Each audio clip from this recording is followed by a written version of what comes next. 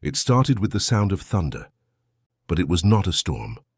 Across the night sky, people looked up and saw lines of red light cutting through the clouds. The lights moved like fire, burning patterns in the dark.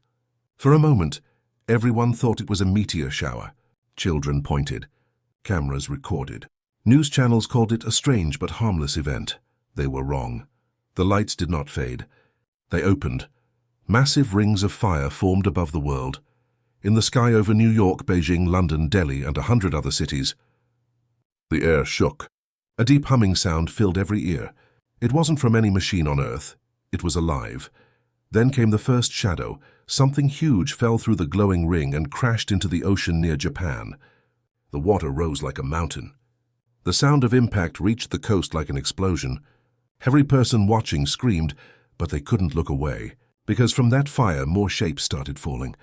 One after another, hundreds, thousands. They were not ships. They were not meteors, they were creatures. They called them later war beasts. But on that night, they were just nightmares made real. Each one was taller than a building, covered in armor that moved like muscle. Their eyes glowed blue and red. Their breath came out as smoke. Some had wings of metal and flesh. Others had claws that could cut through steel. They didn't roar. They hummed, a low vibration that made every bone shake. In the first hour, every major city went silent. Communications broke. Satellites stopped responding. The global defense network tried to react, but there was no time. These creatures didn't talk. They didn't ask. They simply began their work, destroying. They moved with purpose, like they knew exactly where to go. Military bases, power plants, data centers dot everywhere that made humans strong. Was attacked first. From orbit, satellites caught glimpses of something else. Ships. Massive alien ships floating above the portals. Their design was like nothing humans had ever seen. Black metal that looked alive, covered in strange moving veins. These ships didn't fire weapons.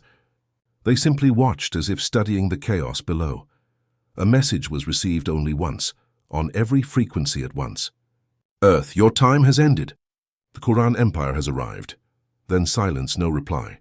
No demand, no mercy. Governments launched nuclear missiles. None reached their targets. The sky above each beast glowed for a second, and the missiles turned to dust, dissolved mid-air. Humanity fought back with everything it had. Fighter jets, tanks, drones. But against the beasts it was like throwing stones at a storm. Still some refused to run. Soldiers fought in the streets. Civilians carried the wounded. Small resistance groups started forming before the first day even ended. Humanity was hurt, but not broken. In one small city in Eastern Europe, a group of survivors hid inside an underground train station. The sound above was constant. Footsteps like thunder, metal grinding against stone. Inside the dark tunnels, a little girl sat next to her mother, holding a small flashlight. "Will they find us?" she whispered. Her mother didn't answer. She only hugged her tighter, and then everything went quiet, no footsteps, no sound. The survivors looked at each other, afraid to breathe. Then from the broken tunnel entrance, a shadow moved. A single warbeast stepped into the tunnel. Its head almost touched the ceiling.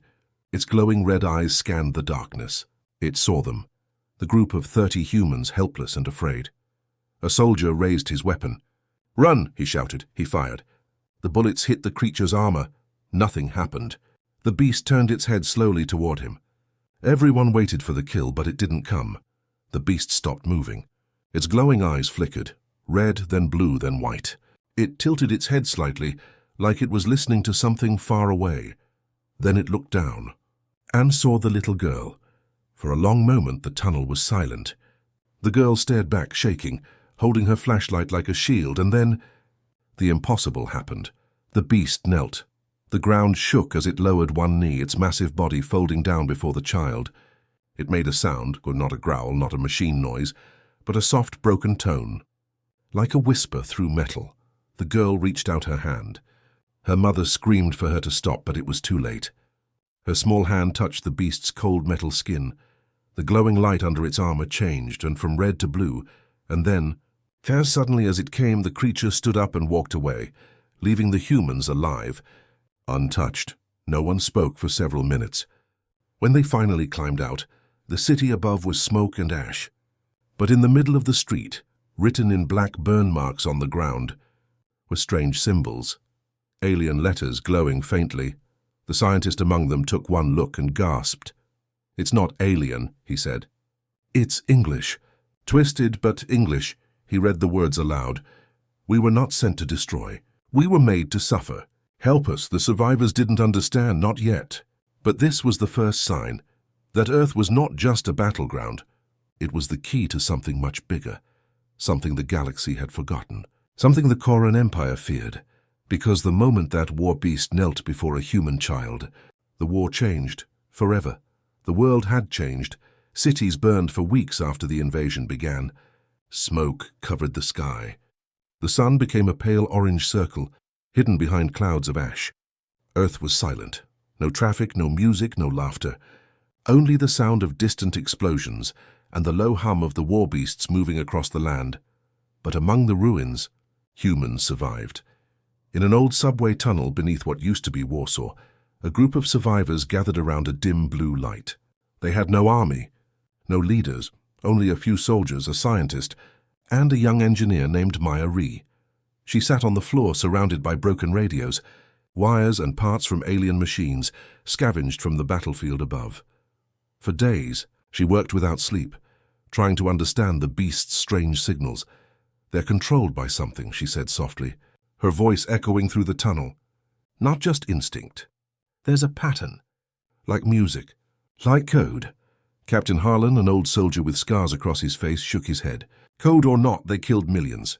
Don't waste your time, girl." Maya didn't look up. "Then explain this," she said, playing a recording through a broken headset. A low hum filled the room, deep, rhythmic, mechanical.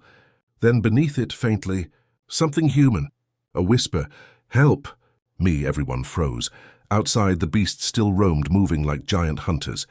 They destroyed buildings, searching for something invisible. But sometimes, in the middle of a rampage, one would suddenly stop, look around, and collapse, its red glow flickering to blue for a few seconds before shutting down completely.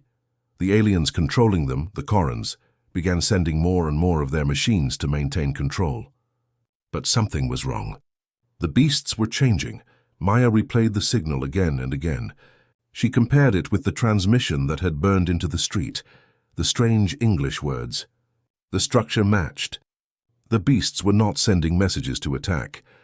They were calling for help. That night, Maya and her team managed to capture a damaged beast core, a glowing sphere taken from a destroyed creature near the river. They brought it underground, hiding it beneath blankets and shields of metal to block detection. The sphere pulsed with light, like a heartbeat. When Maya touched it, images flashed through her mind, burning planets, metal cages, screaming voices, a vision of slavery. She saw creatures of all kinds, reptilian, insectoid, human-like, all chained, forced to fight, their bodies fused with metal. The Korans had taken life from across the galaxy and turned it into living weapons. And now Earth was next. Maya pulled her hand back, shaking. "They're not machines," she whispered. "They were people once." No one believed her at first. But then the sphere spoke, not with words, but with a pulse of sound that shook the tunnel walls. "Free us, free us." The survivors stood in silence. Captain Harlan stepped closer. "If they were once alive, can they be saved?" Maya looked up at him, her eyes full of both fear and hope. "If we can break the Koran's control signal, maybe. But we need to send a reply." That night, for the first time since the invasion, humanity sent a message back into space. Using broken satellites and old radio towers, Maya built a transmission array from scraps. When she activated it, a wave of blue light spread through the night sky, invisible to human eyes, but seen by every beast on Earth. For a few seconds, they all stopped moving.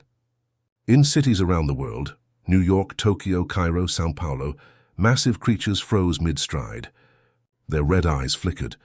The humming stopped, and then, almost like a single heartbeat, hundreds of beasts howled at once. A terrible echoing cry that shook the atmosphere. It wasn't rage, it was pain. In orbit, the Koran ships detected the interference. They increased control power. The sky darkened again as lightning storms erupted from their ships. But something had already changed. A single war beast, the same one that had knelt before the little girl, walked out of the ruins of Warsaw and approached the human base. Its eyes glowed blue. It did not attack. Maya and Captain Harlan stood before it, terrified but unmoving. The creature lowered its head and let a small panel open on its chest, revealing a broken control core. Inside, alien symbols pulsed weakly. Maya stepped forward and placed her hand near it. The beast did not move. Instead, a low sound came from deep within it. A voice. "We remember." The humans worked quickly, using their technology and the beast's own systems to break the remaining control link. When the signal was finally cut, the creature's body trembled. The red veins faded, and its armor plate shifted into a smooth blue color. Then it spoke again, clear this time, like a whisper inside every human mind. "We were made to kill, but we can choose not to." Everyone was silent. The beast stood tall and calm, looking toward the burning horizon. Maya looked up at it and said, "Then help us. Help us stop them." The beast turned its head slightly, as if listening to something distant. Then it nodded, slow and heavy, and began to move toward the east where the Corran ships hung in the sky. The resistance had been born that night, not of weapons, but of understanding. Humans and beasts, enemies by design, now shared one truth. They were both prisoners of the same masters. Across the planet, other beasts began to resist control too.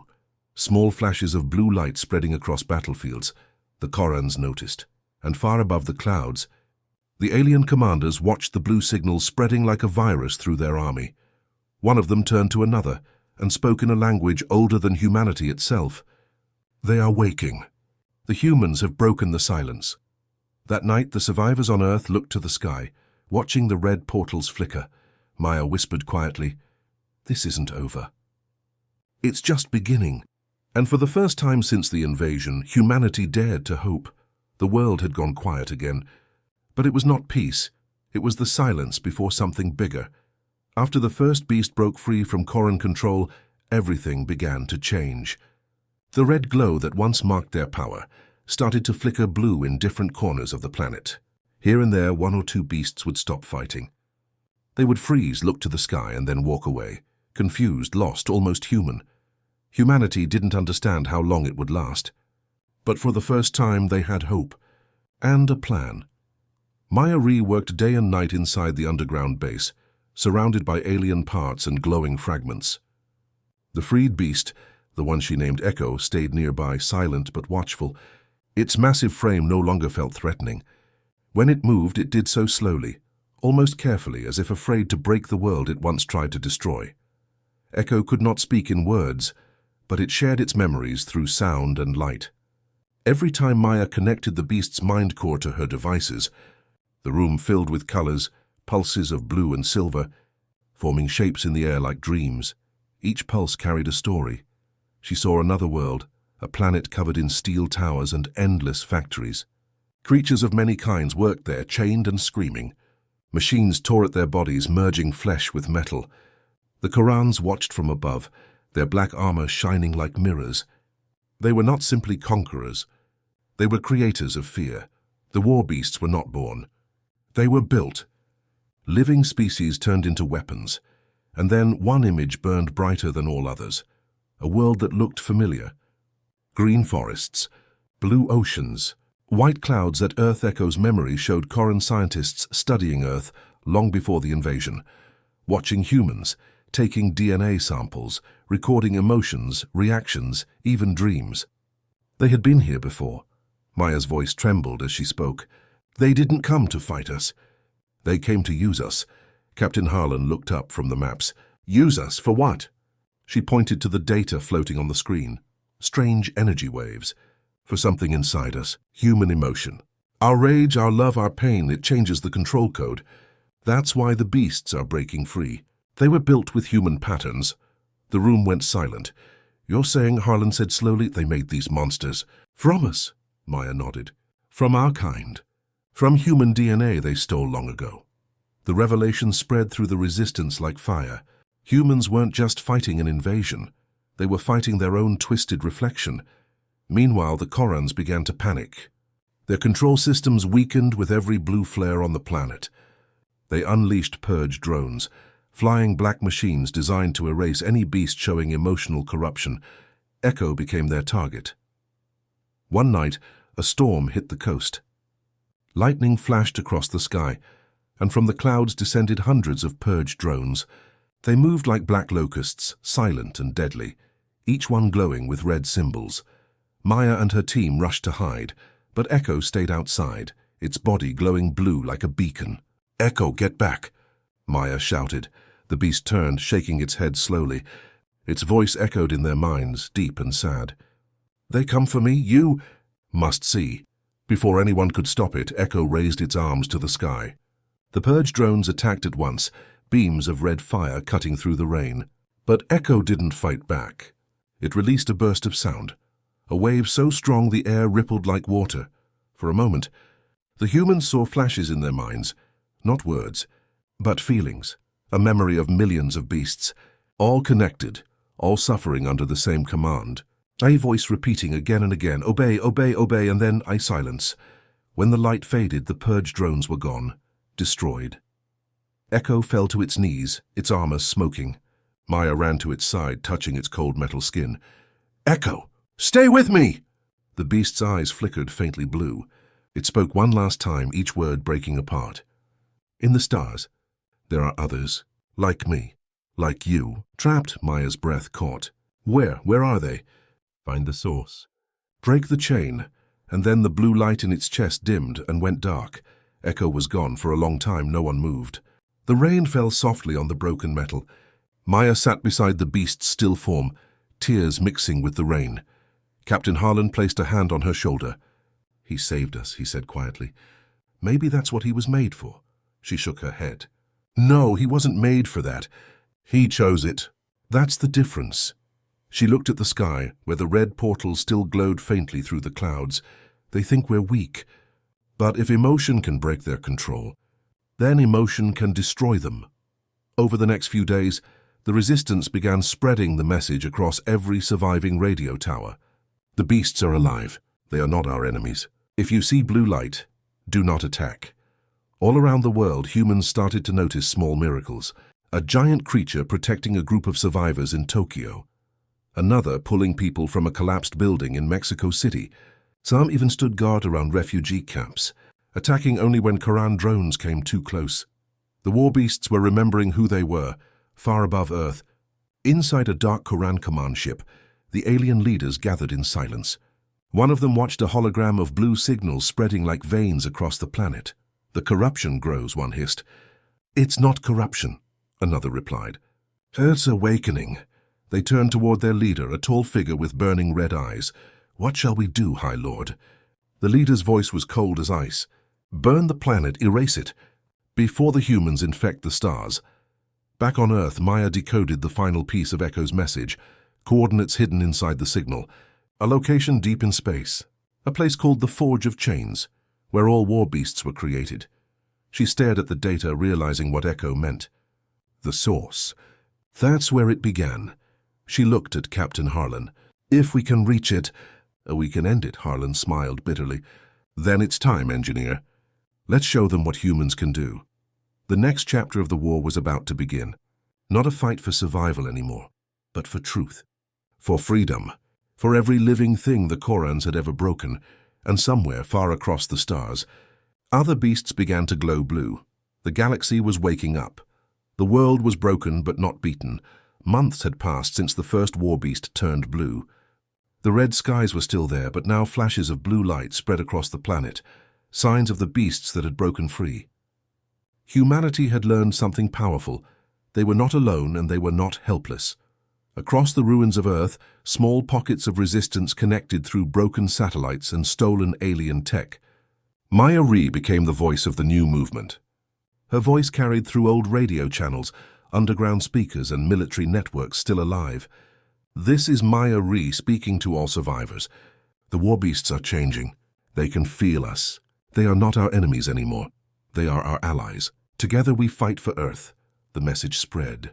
For the first time since the invasion, humans came out from hiding, not to run but to fight. In the shattered city of Berlin, Captain Harlan led the first united human strike.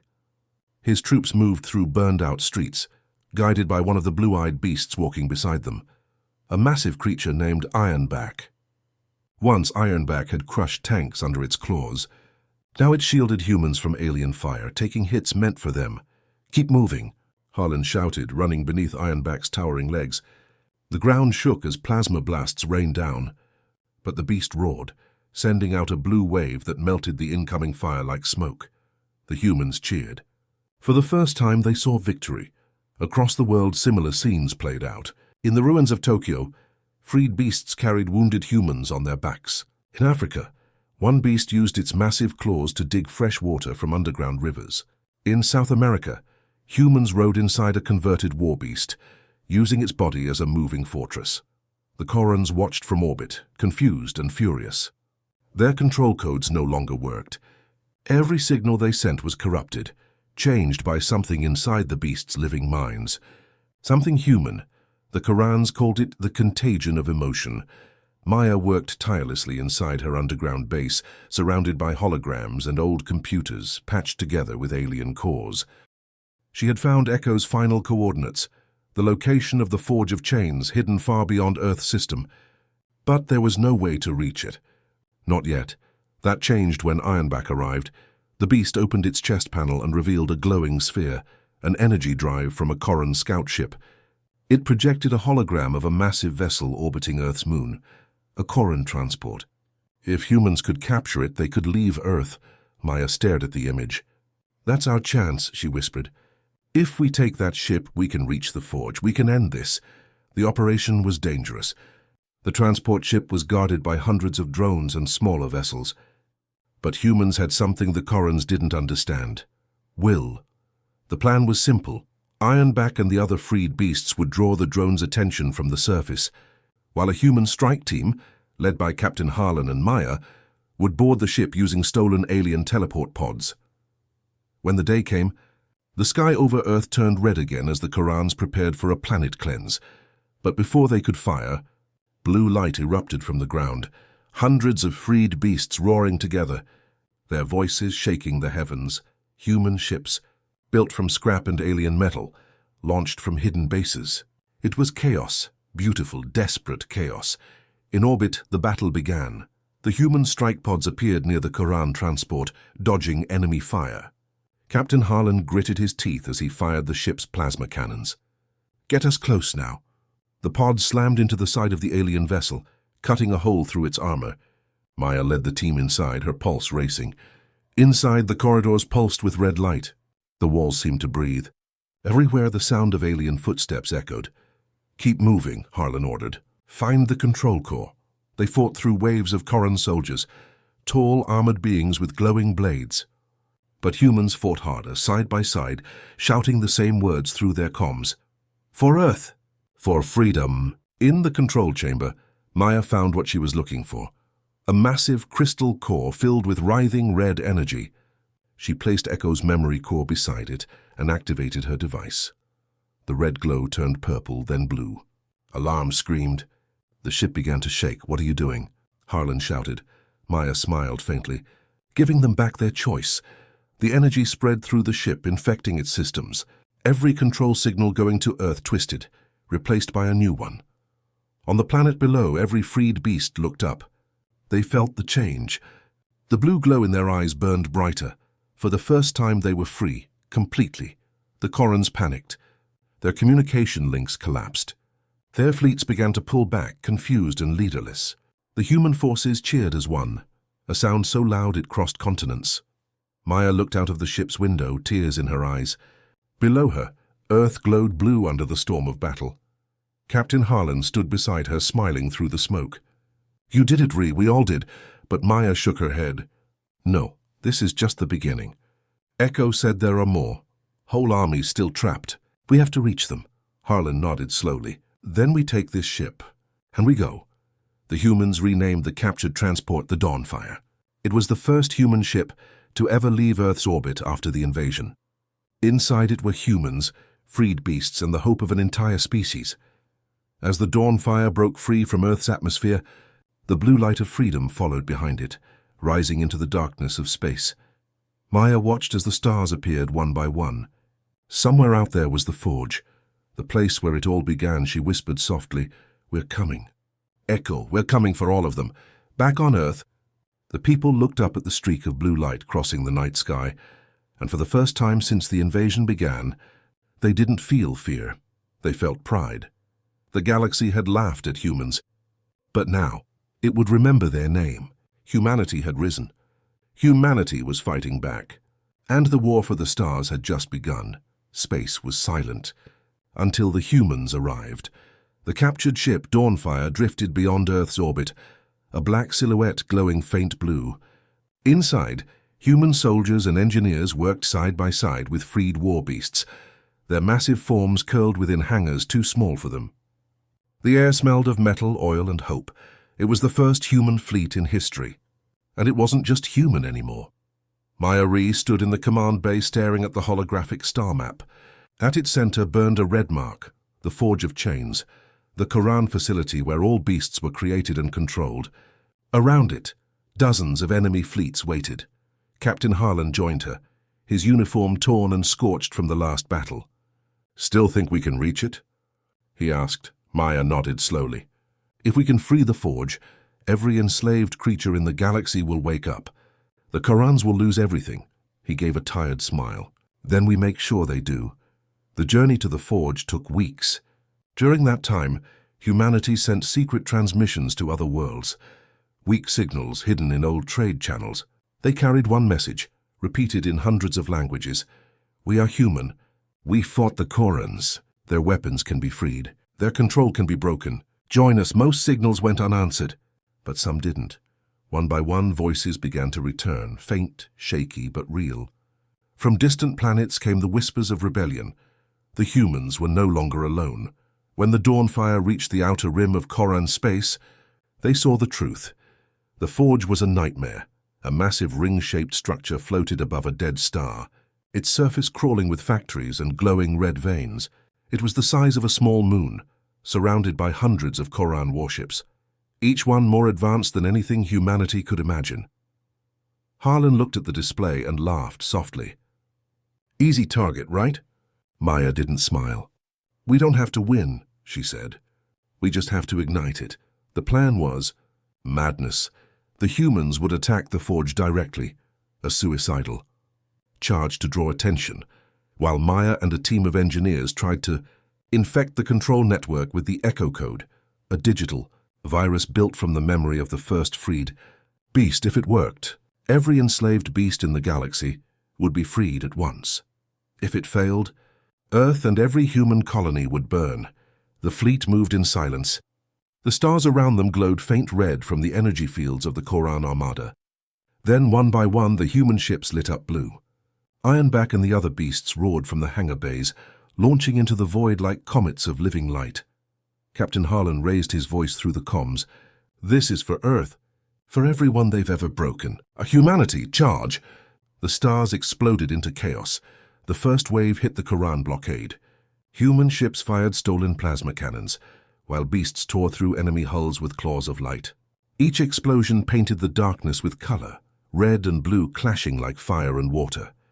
Inside the Forge, alarms screamed. The Korans scrambled their defenders. But something strange began to happen. Their own beasts, stationed as guards, started to hesitate. Their eyes flickered from red to blue. Some turned on their masters. Others simply stopped fighting. The Echo Code was already spreading. Maya's team broke through the Forge's outer wall, landing in a storm of fire. They raced through glowing corridors, the walls alive and pulsing like veins. At the center, she found what she had feared, the core chamber, where millions of control links connected to every war beast in existence. A giant crystal sphere hung in the air, filled with red lightning. Maya approached it, holding Echo's memory core close to her chest. "This is where it ends," she whispered. Suddenly the chamber shook. A tall Koran commander appeared, his armor black and shining, eyes burning crimson. "You dare bring human corruption into the Forge?" he growled. "You are nothing! You are infestation." Maya stood firm even as he raised his weapon. "You made monsters," she said softly. "But you forgot. Monsters can choose who they fight for." She slammed Echo's core into the Forge's crystal. The world turned white. The light spread through the chamber, then across the station, then across space itself. Every war beast, from the smallest drone to the largest titan, froze mid-battle. Their red glow shattered into blue, and then one by one they roared, not in pain, in freedom. The sound reached across the stars. Koran ships began to break apart from within as their enslaved creatures turned against them. Fleets burned, control towers collapsed. The Koran Empire, invincible for centuries, was falling apart in hours. On the Dawnfire, Captain Harlan watched the chaos unfold. Maya did it, he breathed. The blue light spread like fire through the black. Freed beasts now fought alongside human ships, protecting them, guiding them through the wreckage. But victory had a cost. The forge, overwhelmed by its own energy, began to collapse. Maya's voice came through the radio, calm and steady. "Captain, the system's breaking apart. You have to leave," Harlan shouted back. "We're not leaving without you," Static answered. Then her voice again, faint but peaceful. Tell them we remembered who we are." The transmission ended. The forge exploded, its light brighter than a sun. Every Koran ship within 1,000 kilometers vanished in the blast. When the light faded, the war was over. The Dawnfire drifted silently among the stars. Harlan stood at the window, eyes wet, watching the blue glow spread across the galaxy. Weeks later, messages began arriving from far worlds, alien voices, free for the first time in centuries. The humans broke the chains. The humans freed the stars. They remembered for all of us. Earth rebuilt slowly.